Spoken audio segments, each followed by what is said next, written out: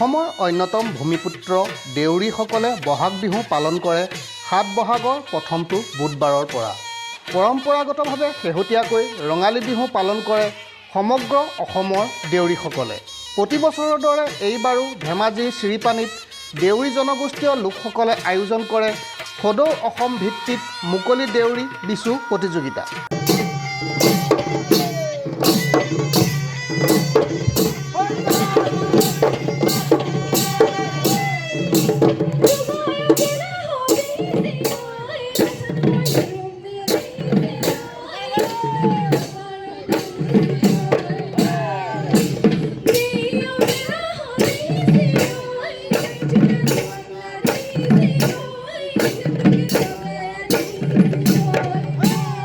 দুদিনীয়াকৈ অনুষ্ঠিত কৰা মুকলি বিচুৰ দেওবাৰে বিয়লি ভাগত চিৰিপানী খেলপথাৰৰ বিহুতলীত দেখা গ'ল দেউৰী বিহুৰ এক উৎসৱমুখৰ পৰিৱেশৰ।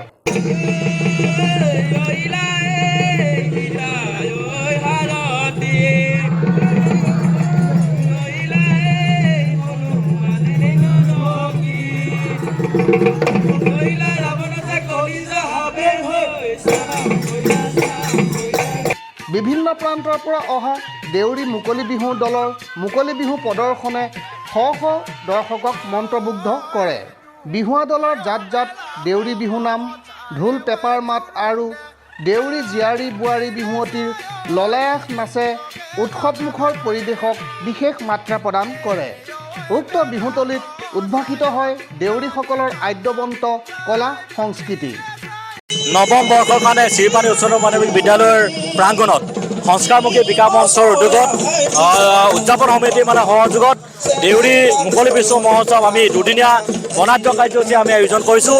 তাৰে আজি দ্বিতীয় দিনাৰ কাৰ্যসূচী। এই দ্বিতীয় দিনাৰ কাৰ্যসূচী অনুযায়ী আমাৰ এতিয়া দেউৰী মুকলি বিচু, যিটো মুকলিভাৱে আমাৰ যিটো বিচু যিটো আমাৰ আয়োজন কৰা হৈছে, এই মুকলি বিচু মহোৎসৱৰ আজি দ্বিতীয় দিনাৰ কাৰ্যসূচী আমি ইতিমধ্যে আমাৰ কাৰ্যসূচী আমাৰ চলি আছে। ৰাইজৰ যি উৎসাহ, এই উৎসাহ দেখি সঁচাই আমি নথৈ আনন্দিত হৈছোঁ। আমি আশা কৰিছোঁ যে দেউৰী জনগোষ্ঠী অসমৰ অন্যতম জনগোষ্ঠী, দেউৰী জনগোষ্ঠীৰ নিজৰ কলা সংস্কৃতি আমাৰ আছে, আমাৰ ভাষা আছে। গতিকে আমাৰ কলা সংস্কৃতি ভাষাক যাতে আমি বিশ্ব দৰবাৰত যাতে প্ৰতিষ্ঠা কৰিব পাৰোঁ, তাৰ মানসেৰে আমি এইবাৰ নৱম বৰ্ষৰ বাবে আমি দেউৰী মুকলি বিচু মহোৎসৱ আমি আয়োজন কৰিছোঁ।